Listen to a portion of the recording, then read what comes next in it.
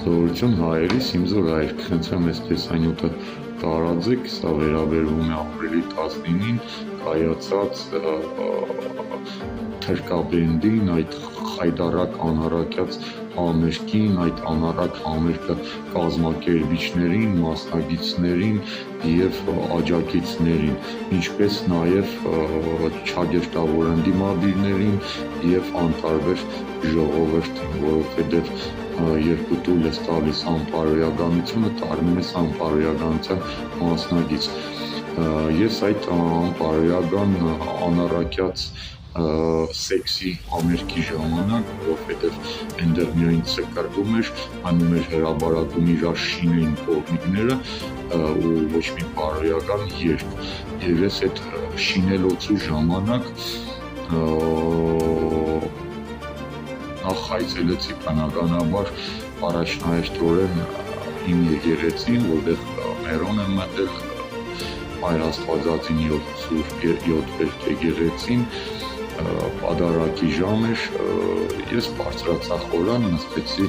քահանաների կողքը, պատարագի ժամանակ բնականաբար ամեն մեկ չունի այդ իրավունքը խորան բարձրանալու, բայց ես այդ իրավունքը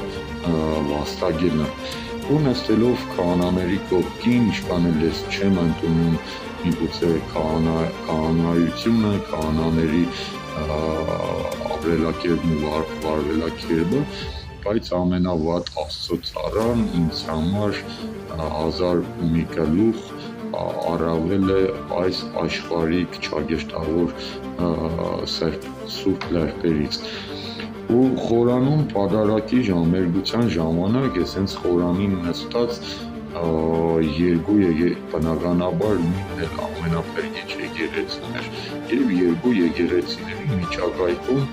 մեր Հայաստանի Հանրապետության բառից իմաստով պոզի սպաշուկ ղեկավարը իր պոզի սպաշուկ տիկնոջ ու անինքնասեր թիմակիցների հետ միասին ցկրտում էին լկտիաբար և եկեղեցին այսպես դղրդում էր, ես չգիտեի, ես գիշերային ակումբում եմ, որտեղ եմ, եկեղեցում եմ, բայց մենք բոլորս հիշում ենք թե ինչպես էին այս սպորնիկները եկեղեցի մաքրում։ Ուրեմն ասեմ, որ այնտեղ շատերը բերված էին պետական աշխատողներ, հարազատներ, մեկը ասում էր Փարիզ գործից կազատ են, մյուսը պապային գործից կազատ են, բայց ընդդիմադիրները ուր են, ինչի են ընդդիմադիրները ամեն ինչ թույլ տալիս, միայն